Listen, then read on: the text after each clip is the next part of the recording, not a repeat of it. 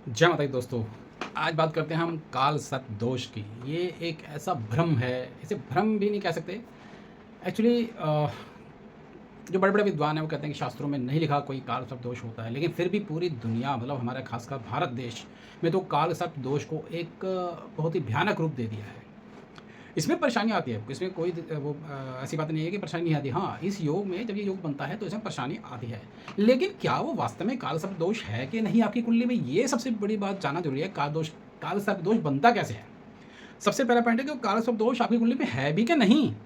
मेरे पास ऐसी कई कुंडलियाँ आती हैं, उनके कुंडली में काल सर्प दोष नहीं होता और वो काल सर्प दोष की पूजा करवा कर आ रहे होते हैं। उनको कोई पंडित बता देते हैं कि अभी आपकी कुंडली में काल दोष है, 25-30 हज़ार रुपये उस दोष की पूजा में वो लगा देते हैं। एक्चुअल में उनकी कुंडली में काल सर्प दोष था ही नहीं। तो इसलिए मैं बोल रहा हूँ कि भ्रम की स्थिति इतनी ज़्यादा फैली हुई है काल सर्प दोष के लिए,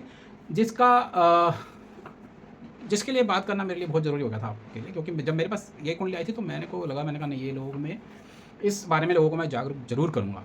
तो जागरूक करने के लिए मैं आपको बता दूँ काल सर्प दोष होता क्या है। देखिए, काल सर्प दोष क्या होता है? काल यानी शनि, सर्प यानी शनि का रूप, और शनि क्या है? सांप है। शनि क्या है? लोहा है। शनि काम है। शनि बीमारी है और शनि तरक्की भी है। अब वो कैसे बताता हूँ आपको। शनि सांप को कहते हैं, यानी शनि का रूप सांप है। तो सांप का मुंह होता है वो होता है राहु, और सांप की जो पूंछ होती है वो होता है केतु। यानी एक तरफ राहु और एक तरफ केतु, वो एक उसकी बॉडी से बंधे हुए होते हैं। यानी इस काल सर्प दोष में 3 ग्रह इन्वॉल्व हैं, शनि, राहु और केतु। जब ये तीनों अपनी पोजीशन में, ऐसी पोजीशन जो मैं आपको बताऊंगा उस पोजीशन में बैठते हैं, यानी कि शनि जब सभी ग्रहों को, राहु और केतु को, यानी राहु और केतु से मिलकर ही शनि बन गया ना, इसमें जब सभी ग्रह आते हैं, सूर्य, चंद्र, शुक्र, मंगल, बुध, है ना, ये जितने भी ग्रह हैं, 9 ग्रह में से राहु केतु अलग हो गए और शनि, और ये 7 ग्रह अलग हो गए। ये सातों ग्रह जब राहु और केतु की चपेट में आ जाते हैं तो उसको बोलते हैं काल सर्प दोष। अब बात यह है कि काल सर्प दोष तो बता दिया भाई, लेकिन कुंडली में हम कैसे देखें? तो कुंडली में देखने के अलग अलग प्रकार होते हैं, वो मैं आपको बताऊंगा एक एक करके। 12 प्रकार के काल सर्प दोष होते हैं और इनका निवारण बहुत आसान है।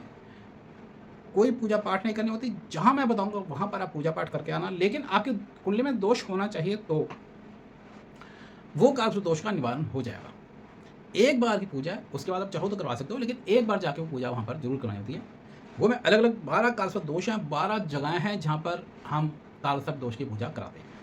तो सबसे पहले हमें ये पता होना चाहिए कि हमारी कुंडली में जो 12 में से कौन सा कालसर्प दोष है, अगर है तो वो कौन सा है।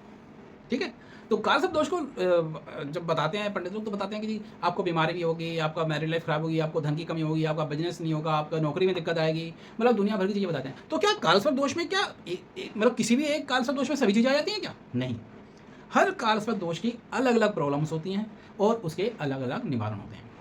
पहली बात, जैसे कि अगर कोई बीमारी हुई है सपोज, ठीक है, मैंने आपको बताया कि शनि है और राहु और केतु इसके मुंह है और केतु से पूंछ है, तो शनि के रूप हो गया ये, यानी उसके अंदर जो आएंगे तो वो कालसर्प दोष बन जाएगा। अब आपको कोई बीमारी लग गई, किसी ने डॉक्टर ने बता दिया एनीमिया, खून की कमी, ये हो जाती है। एक दोष में ऐसा है कि इसमें खून की कमी हो जाती है, 12 कालसर्प दोषों में से एक दोष ऐसा है।